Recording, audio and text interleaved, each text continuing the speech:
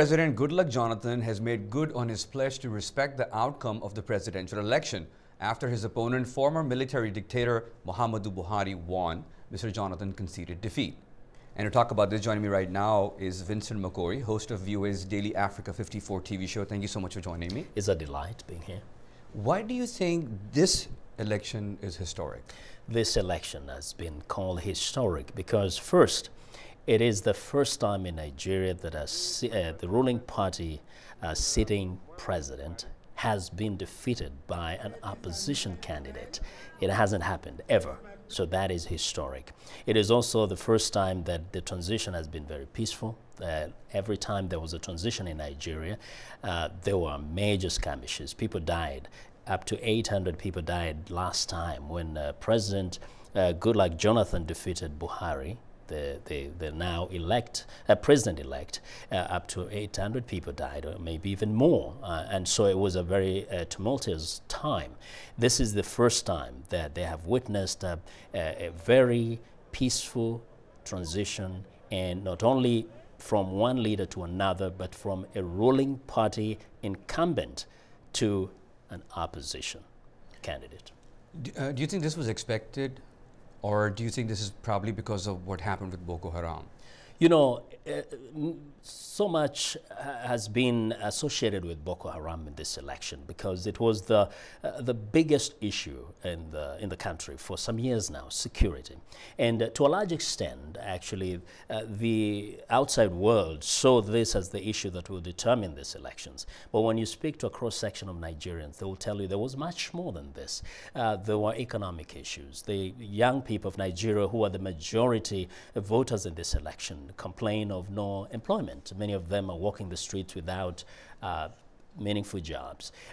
There is lack of proper infrastructure. Many are complaining of poor roads.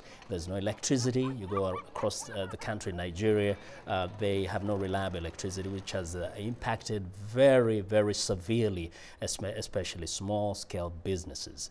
Corruption has been said to be rampant in the country. Even big businesses, investors from outside, some of them have just pulled out because of cases of corruption in the country. So there was much more, but of course, security issue became much bigger, and especially after those 200 girls who were taken by Boko Haram in the north, and that persistent attacks by Boko Haram, sustained attacks actually over the years, obviously it became the bigger issue in the country that really became a bigger conversation during the campaigns. Security was one of the top concerns. It was one of the top concerns, but there was much more than that. Okay. Yeah.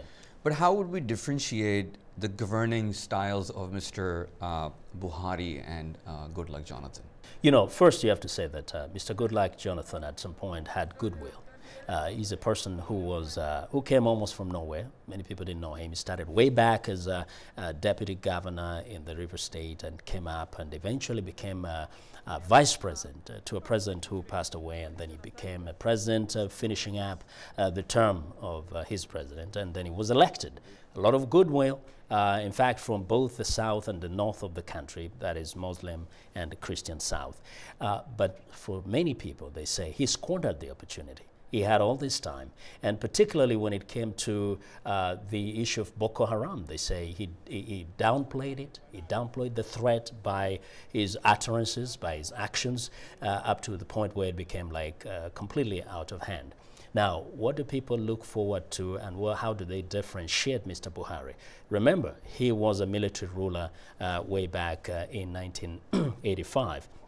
People remember the little taste of his leadership, which wasn't too long, but they saw action from him. This is a guy who kind of believed in discipline in the country. So they believe he's going to bring order to the country, because he did at that time.